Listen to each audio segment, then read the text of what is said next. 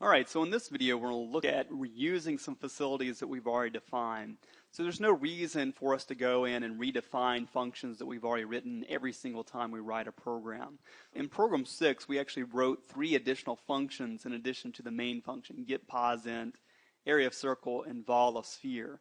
So we'd like to be able to reuse those, much like what we do whenever we do these pound includes up here for IOStream, string, and CMath. See, these are actually doing an inclusion or pulling in header files for IOStream, string, and CMath. And a header file is just simply a file that contains some sort of interface information. Oftentimes it'll be function declarations like what we have here, or maybe even constants. It can also include additional information besides that. But in our case, we'll just think about the function declarations and maybe the constants being in these header files. And we can actually go and create our own header file so that we can reuse code that we've already written. So let's go ahead and start separating out some of this code that we'd like to be able to reuse in other places. Maybe this program 6 is a perfect example. We'll just separate out the functions we might like to use and then go about pulling in the necessary information as we need it. So let's go ahead and create a brand new source file. So I'm going to go here to the Project Explorer, right click on Program 6, go to New, and select Source File. And then we'll just call this mymathfunctions.cpp and click on Finish. So we get a brand new source file here.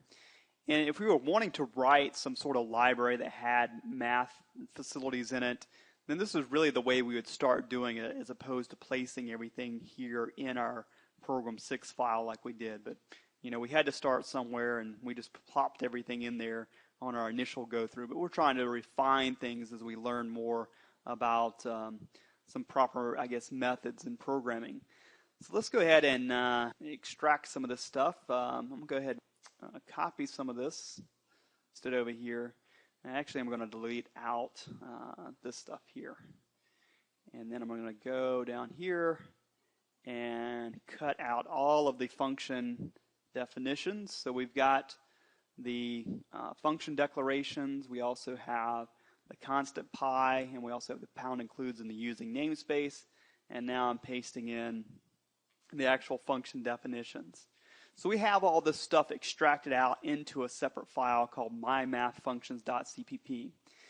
But this is a separate thing. It doesn't have a main function, so there's no way to actually go in and run mymathfunctions.cpp as an actual C++ program, because we know that in order for something to be a C++ program, it has to have a main function.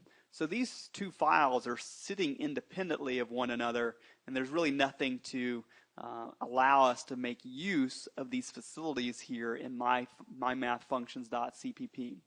But what we can do is actually create an interface type file called a header file, where we can get maybe the function declarations, the constants, and some other information in it, and then we can make use or include that particular file in this program6.cpp. So let's go ahead and extract out some of this information into a header file. So how do we go about creating our own header file? So I'm going to go over here to Program 6 project folder, right click on it, go to New, and then go to Header File. So it's easy as that. And the normal convention is we will name the header file the same thing as the source file that contains the actual definitions. So we'll just call it mymathfunctions. And instead of .cpp, it's going to be .h, since h is the default convention, naming convention for the extensions of header files. And we'll leave the template as just the default C++ header template, and click on Finish. So here, whenever we create this, since we used that template, it actually supplied some things for us. I'm going to go ahead and ignore these comments up top, and it just simply supplied the name and the date and my name.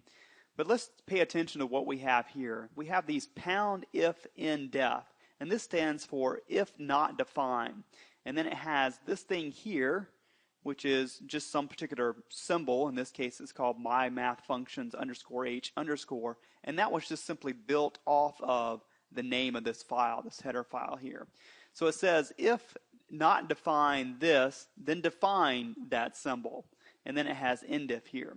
And all this here is what we call a pound include guard. And what it does is it ensures that we're not going to include the same declarations multiple times, because we may be pulling in lots of different header files to our program 6, and it may be the case that other header files include this stuff already, and we don't want to include it twice. So this is to prevent us doing multiple includes of the same stuff. So what we're going to do is just simply extract out some information over here. So I'm going to just cut, what did I cut? I cut the constant, and I also cut the actual declarations.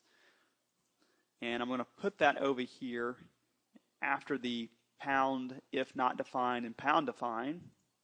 Okay, so our mymathfunctions.h file is basically complete at this point in time. There may be one little thing that we haven't done yet, but I think I'm going to let the compiler actually tell us what the problem is there, and we'll come back and talk about that.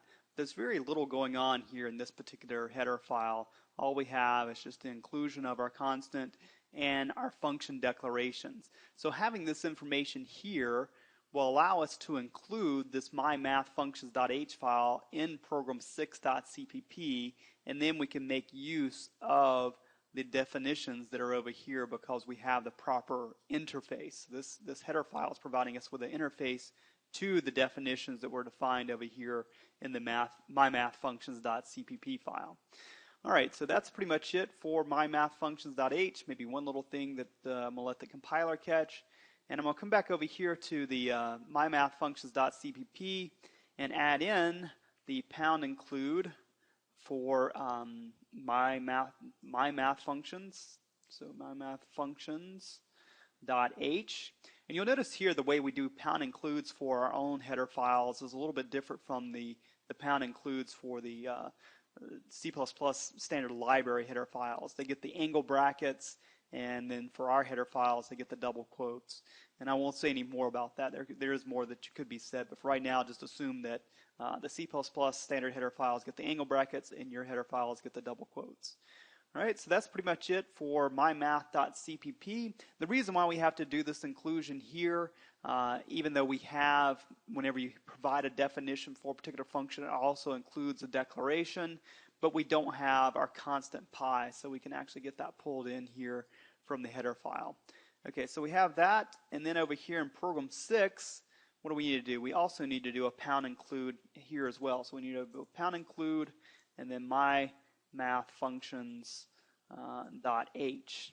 Okay, so it's the same thing. And actually we can get rid of cmath and string. We don't need to do pound includes for those since it's already being pulled in through mymathfunctions.h. Or we're not making use of them. I should clarify that because mymathfunctions.h doesn't actually include those, but we're not making use of the string or the cmath class anywhere in main here. We do make use of those over here in our mymathfunctions.cpp, but not in program 6. So we can get rid of those particular pound includes. All right, so let's go ahead and save all these. So instead of clicking on our normal save, we can click on the save all, which is the icon right next to it. Looks like several floppy disks on top of one another. So that'll actually save all three of these files virtually simultaneously. So you notice that every single one of them has a little star there indicating that we've modified it since we last saved it. So we'll just go ahead and click on save all. So it saves all those files. And now we'll try building. So that's going to be compiling and trying to link. And we'll see what we get. And we do notice that we get a few errors here. So here in our header file, it says string was not declared in the scope. So over here, it's saying that we had a problem. Oh, we also forgot to do something over here as well, maybe. So, well, I guess this error is actually related to our problem here. So what happened here is we didn't do our normal directive for using namespace standards. So this is a directive here, and I haven't talked a whole lot about this, and I'm still not ready to talk about it just yet. We'll cover it in a later video, but it's not a good idea to, get back my Project Explorer here. It's not a good idea to actually do this using namespace standard directive inside of header files. And the reason why that's the case is it actually forces anyone that uses that header file to use that directive as well. And I'm going to discuss this in more detail in a later video.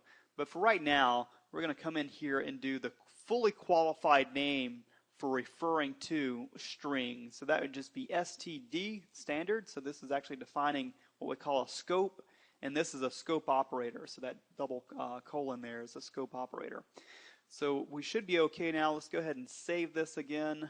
Not sure what happened to our files here. It's being okay. There they are. So go ahead and save all those, and then we'll try building again. And this time we didn't have any problems building, so we were able to build and link. And if you want to test out our program, we can go ahead and run it again. And it should run the same way. So enter a positive integer for the radius of a circle sphere, 5, and it spits out the area of the circle has a radius of 5 that has a radius of 5 is 78.5397, and volume it does the same thing that we saw before. So nothing different there. The only thing now is we've actually separated out these functions here into a separate file, and we have this header file that provides us with an interface for these function definitions. And this is really how you should start thinking about composing programs is, we can separate out a lot of the function definitions into something and then make use of it in a particular program. So this really cleans up our program 6 file. We only have this main function in here, and it's just simply recalling other functions that we've actually separated out here in this mymathfunctions.cpp. All right, so that is it for this particular video. As I said before, in the upcoming videos, we'll probably look at discussing namespaces in a little bit more detail and what they mean.